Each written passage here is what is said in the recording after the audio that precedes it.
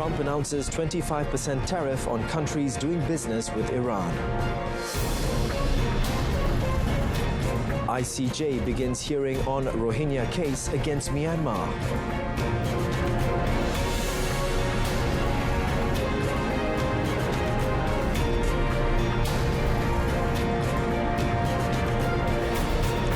Good afternoon and salam Malaysia Madani. My name is Daryl Baptist and you're watching World Today.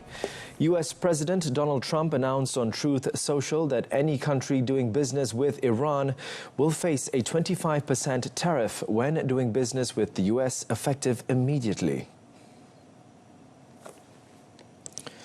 The tariff comes after Trump repeatedly threatened to intervene in Iran, warning he has very strong options, including military, as his administration is in contact with Iranian opposition leaders.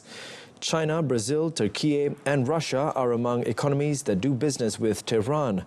Iran's foreign minister Abbas Araghchi says that his government is currently studying proposals sent by the U.S. and that communications remain open between him and U.S. Special Envoy Steve Witkoff.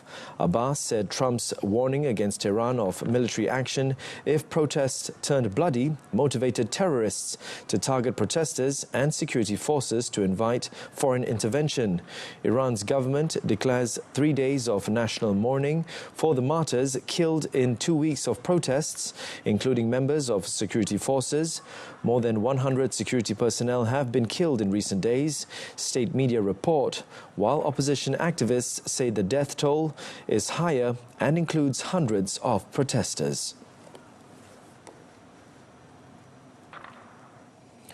Venezuela's acting president, Delcy Rodriguez, said on Monday the government reaffirms the country's sovereignty and independence, adding that she is the actual leader of the nation. Her comments come after U.S. President Donald Trump shared on social media a fake Wikipedia profile of himself as the acting president of Venezuela. Nosotros ratificamos y reafirmamos la soberanía y la independencia de Venezuela. He visto por allí caricaturas en Wikipedia de quién manda en Venezuela. Bueno, aquí hay un gobierno que manda en Venezuela, aquí hay una presidenta encargada y hay un presidente rehén en los Estados Unidos. Y gobernamos junto al pueblo organizado, junto al poder popular. Y avanzamos en relaciones internacionales de respeto, en el marco de la legalidad internacional para reivindicar y para proteger los derechos de nuestra amada Venezuela. Rodriguez spoke during the opening of the school season after the Christmas break and after the U.S. military intervention that ousted Nicolas Maduro. According to media reports, Trump posted the fake Wikipedia profile on his platform, Truth Social, on Sunday. A White House official also said on Monday that Trump will meet with Venezuelan opposition leader Maria Corina Machado on Thursday. Mexican President Claudia Sheinbaum said she ruled out a U.S. military intervention to combat drug cartels following a good conversation on Monday with President Donald Trump on security and drug trafficking. In her daily press conference, Sheinbaum said she declined offers of military action from Trump and ruled out U.S. military intervention in Mexico. She said that she would seek another call if the U.S. made statements to the contrary. Y tampoco estamos de acuerdo con que el que Estados Unidos le llame terrorismo implique pues una intervención en nuestro país. Tan lo dejamos claro que cambiamos la Constitución o agregamos a la Constitución un párrafo donde quedara claro que el pueblo de México estaba en contra de cualquier intervencionismo. Earlier on Monday, Sheinbaum said in a post on X that the two leaders discussed security with respect for Mexico's sovereignty, curbing drug trafficking, as well as trade and investment. Trump last week, in remarks to Fox News, said cartels were running Mexico and suggested the U.S. could strike land targets to combat them. Sheinbaum said at her press conference that fentanyl trafficking from Mexico to the United States had fallen by about 50% over the past year.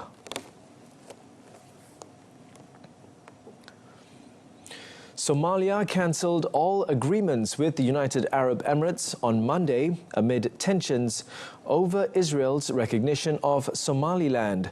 Somali President Hassan Sheikh Mohammed called the Israeli decision a threat to stability in the already volatile Horn of Africa. The Somali government, in a released statement, said it had carefully assessed the recent developments and exercised its constitutional authority. The Council of Ministers, meanwhile, has annulled all agreements concluded with the United Arab Emirates, including bilateral security and defense cooperation agreements. The UAE is seen as quietly supporting the move by Israel last month to recognize Somaliland, the first to do so since the self-proclaimed republic declared independence from Somalia in 1991. The UAE built and operates a large deep-water port and military base at Berbera in Somaliland. Somaliland enjoys a strategic position on the Gulf of Aden and has its own currency, passport and army.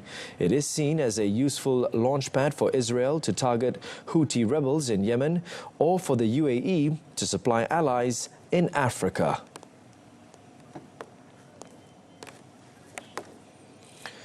Rohingya refugees in Bangladesh voiced their hope for justice on Monday as the International Court of Justice, or ICJ, in The Hague opened hearings in a landmark genocide case against Myanmar. The predominantly Muslim West African nation of Gambia filed the case in 2019, accusing Myanmar of committing genocide during a 2017 military crackdown. More than 730,000 Rohingya fled from Rakhine State into Bangladesh. A UN fact-finding mission later concluded the campaign included genocidal acts. Myanmar denies the allegations, saying its operations targeted insurgents. Nobody has been held responsible for the crimes against the Rohingya. Indeed, the military that perpetrated the genocide actually felt emboldened to overthrow the civilian authorities again. Myanmar's original agent in this case, the former state councillor Madam Aung San Suu Kyi, has been imprisoned by the military junta, deprived of her liberty since she was swept from power by the same generals who continue to rule the country. The hearings marked the first full genocide case before the ICJ in over a decade. The case could take years to conclude, but refugees and advocates hope it will pave the way for accountability and eventual return to their homeland. Britain will bring into effect a law criminalizing the creation of non-consensual intimate images this week.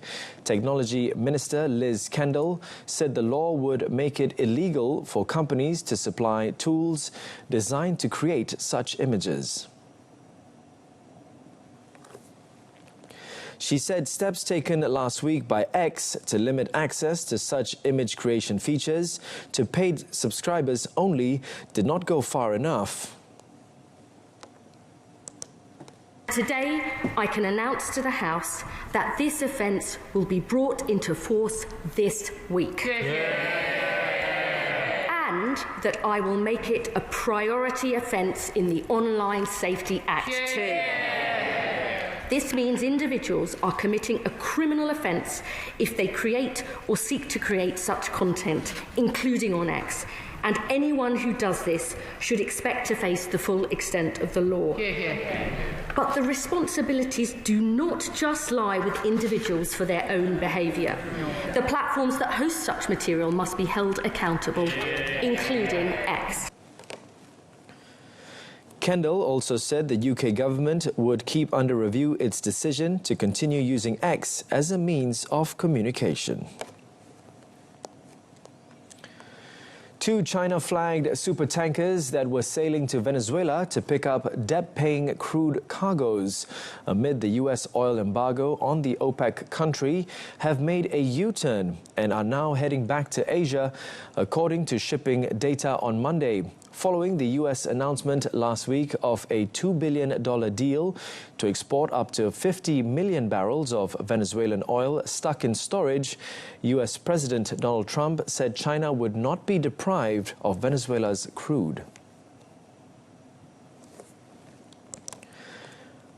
But the Asian country is the first market of the South American nation's oil has not received any cargo since last month, as Washington said the embargo remains in force.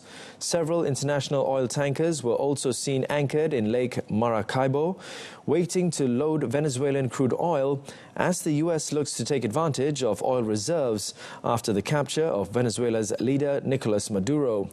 China's very large crude carriers, or VLCCs, Xingyi and Thousand Sunny, had remained anchored in the Atlantic Ocean for weeks, waiting for directions amid the blockade and Venezuela's political crises. The vessels are part of a group of 3 supertankers that only cover the Venezuela-China route to carry crude that pays Venezuela's debt service to the Asian country. The loans are part of Venezuela's overall debt to China, which used to be its first lender.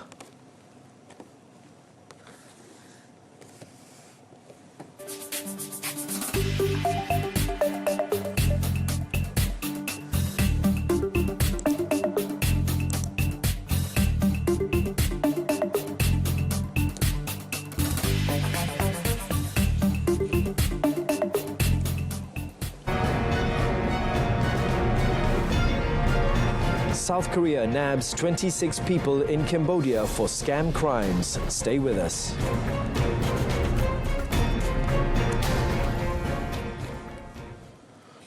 A joint South Korean investigation team has nabbed 26 people over scam crimes involving sexual exploitation in Cambodia through cooperation with the local authorities.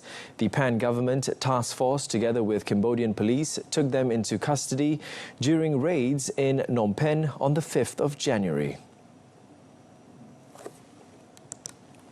Presidential spokesperson Kang Yoo-jung, when briefing reporters on Monday, said the government will immediately block the circulation of the sexually exploitive videos and bring the suspects back to South Korea to face punishment.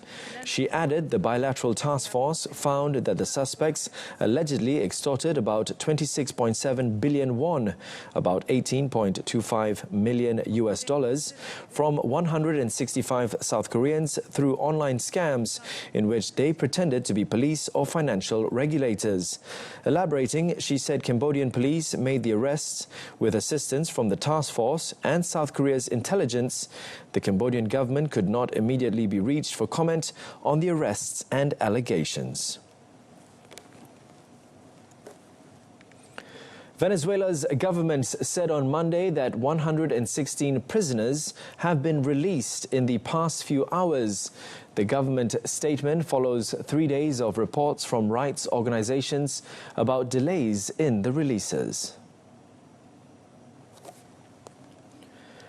Foro penal group rights groups on Monday reported a lower figure than the figure had already reached only 41, including 24 people freed overnight. The releases come after a week of political turmoil in Caracas following the capture of President Nicolas Maduro by the United States and his appearance in a New York court on drug trafficking charges. Those freed had been deprived of their liberty for acts associated with disrupting the constitutional order and undermining the stability of the nation, the ministry said. The release of hundreds of political prisoners in the South American country is a long-running demand of human rights groups, international bodies, and opposition figures. Opposition leader and Nobel Peace Prize winner Maria Corina Machado, who is expected to meet with U.S. President Donald Trump this week, has been one of the main voices calling for the releases of prisoners that include some of her close allies. The U.S. state of Minnesota has sued the Trump administration in an attempt to block a surge of federal immigration agents into the state. Minnesota's Attorney General Keith Ellison said the lawsuit argues the deployment amounts to an unconstitutional federal invasion. In a news conference on Monday, Ellison said the deployment violated the state's sovereign authority to protect the health and well-being of every single person who lives within its borders. The deployment of thousands of armed, masked DHS agents to Minnesota has done our state serious harm. This is, in essence, a federal invasion of the Twin Cities and Minnesota, and it must stop. This comes after Renee Good, 37, was shot dead by an immigration agent in Minneapolis last week, triggering large protests in the city. The lawsuit asks a federal court to declare the deployment illegal. The Trump administration has described the illegal action as baseless. It said the agents are targeting undocumented migrants and further agents are needed to ensure their safety during operations. The Mexican Navy revealed on Monday that it has dismantled different clandestine drug laboratories in 3 states, seizing drugs and different chemical precursors. The drug labs were identified in the states of Durango, Sinaloa, and Michoacan. The Navy shared a video and still photographs of the operations in Michoacan and the Sierra Madre Occidental at the border between Durango and Sinaloa. According to the Navy statement, in Durango, officers seized 1,150 liters and 695 kg of chemical precursors and other materials used to make synthetic drugs. In Sinaloa, the statement reads that some 750 kg of drugs were seized, and in Michoacan, 9,700 liters and 500 kg of chemical precursors were found. The operations were announced after U.S. President Donald Trump last week, in remarks to Fox News, said cartels were running Mexico and suggested the U.S. could strike land targets to combat them. After a phone conversation with Trump on Monday, Mexican President Claudia Sheinbaum ruled out any military intervention. Spanish police on Monday made their largest ever cocaine seizure on the high seas and arrest 13 people on board a vessel ferrying the substances. The operation intercepted the vessel carrying almost 10 metric tons of the drug concealed in a shipment of salt en route from Brazil to Europe. The vessel, which ended up running out of fuel, had to be towed to port by Coast Guards in Santa Cruz de Tenerife, Canary Islands. Officers recovered 294 bales of the drug and a handgun. The international effort also involved the U.S. Drug Enforcement Administration, Brazil's federal police, Britain's National Crime Agency, and authorities in France and Portugal.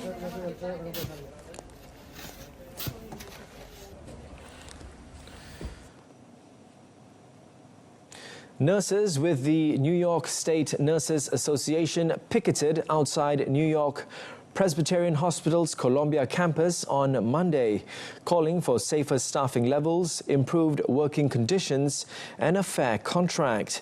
The action marked what union leaders described as the largest nurses' strike in New York City history, with nearly 15,000 nurses walking off the job across multiple hospitals. Nurses said chronic understaffing has left them stretched thin, limiting the time they can spend with patients and raising safety concerns. I'm here for my patients because you can't put patients first if you put nurses last. Okay? Every patient deserves a nurse that is dedicated to their care, is not split between unsafe assignments, split between too many patients. Every patient deserves to have a nurse who is able to take care of them to the best of their ability. And we cannot do that right now. Union officials said the strike followed months of bargaining in which hospital management failed to make progress. New York City Mayor Zoran Mamdani urged a return to negotiations. He called on hospital management and the union to bargain in good faith and reach an agreement that allows nurses who work in this city to live in this city.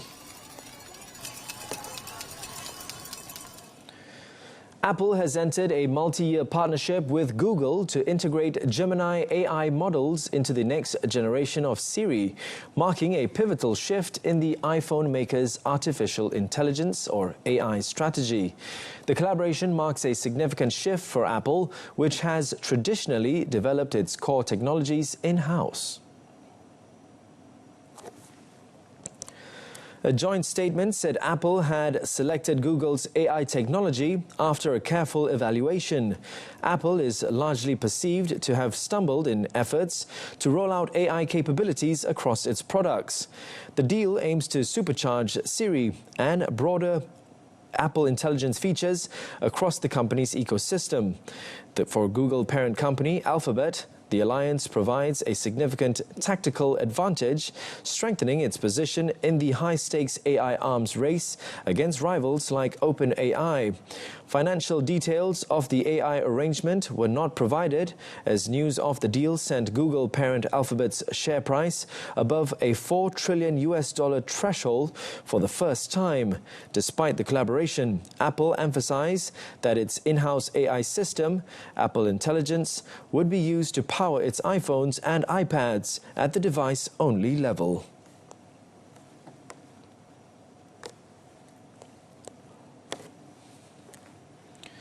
The Chinese yuan strengthened to a 32-month high against the dollar on Monday after the People's Bank of China, or PBOC, lifted its official guidance rate.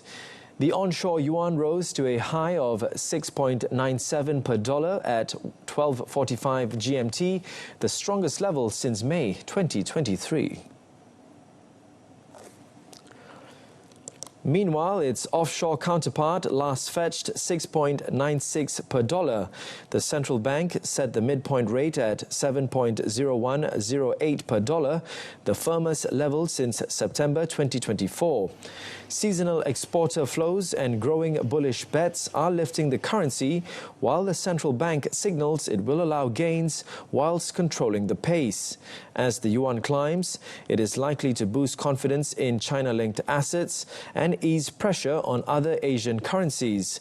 As the Chinese New Year celebrations approach, pre-holiday cash demand can make the yuan look healthier than the economy underneath it. China may get currency strength for free, though the PBOC is still likely to ration the pace to protect exporters and financial stability. The yuan gained 4.5% against the dollar in 2025, marking its best annual performance since 2022, supported by a broadly weaker greenback and increased year-end foreign exchange settlements by Chinese exporters.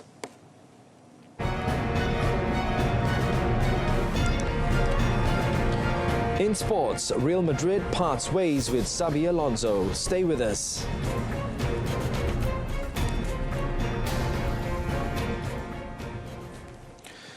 Cristiano Ronaldo was on target, but his Al Nassr fell 3-1 to unbeaten Al Hilal in the Saudi Pro League early this morning.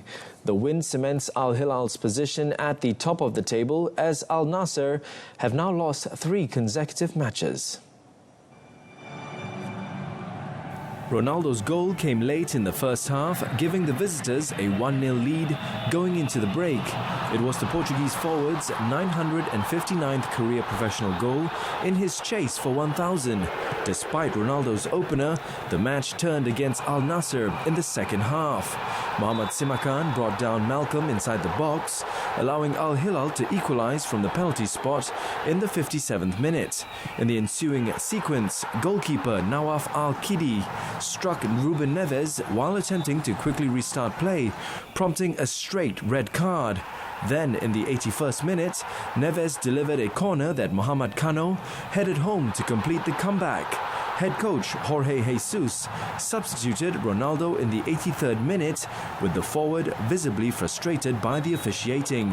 The result then was sealed in stoppage time when Neves converted a second penalty in the 92nd minute for a 3-1 Al Hilal win. Al Hilal now lead the Saudi Pro League with 38 points from 14 matches. Al Nassr trail on 31, level with Al Tawoun, who have a game in hand. In other footballing news, Michael Carrick is in pole position to be named as Manchester United's interim manager until the end of the season. According to media reports on Monday, talks between the 44-year-old and the club's hierarchy had progressed well, with United keen to make an appointment before players return to training on Wednesday. Carrick previously had an unbeaten three-game stint as caretaker boss at Old Trafford in 2021. The former midfielder, who won 12 major trophies in his 12-year playing career at United, was appointed manager of Middlesbrough in October 2022. Carrick guided Middlesbrough to the Championship playoffs in his first season in charge, but was dismissed in June after finishing 10th in the second tier. United have also been in discussions with former boss Ole Gunnar Solskjaer about a return to the club. The Red Devils dismissed Ruben Amorim last week after a dismal 14-month stint under the Portuguese coach. Caretaker boss Darren Fletcher has overseen a 2-2 draw against lowly Burnley in the Premier League and a 2-1 defeat to Brighton in the FA Cup. United's exit from both domestic cup competitions at the first hurdle, plus a lack of European football, means they will play only 40 matches this season, their lowest number since the 1914-1915 campaign. Real Madrid announced on Monday that Xabi Alonso has left his role as head coach by mutual consent, with Alvaro Arbeloa promoted from coaching the club's reserve team to replace him.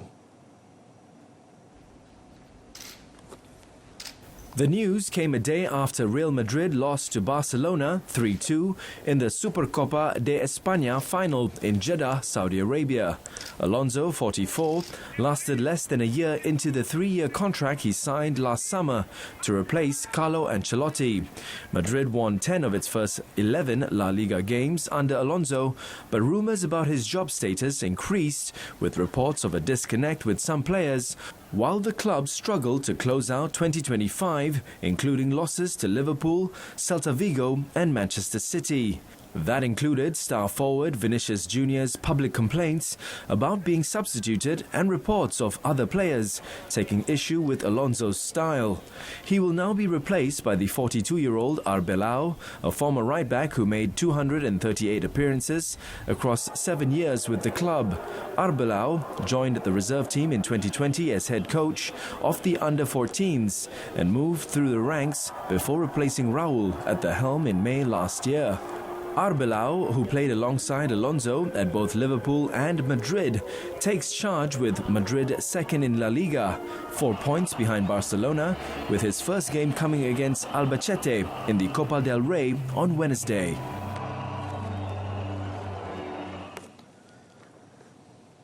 And that wraps up our bulletin this afternoon. Our story of the day: Trump announces a 25% tariff on countries doing business with Iran.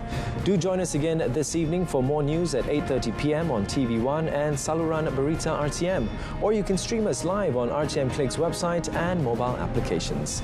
Until then, Malaysia, my name is Jao Baptist. We'll see you on the next one. Good day.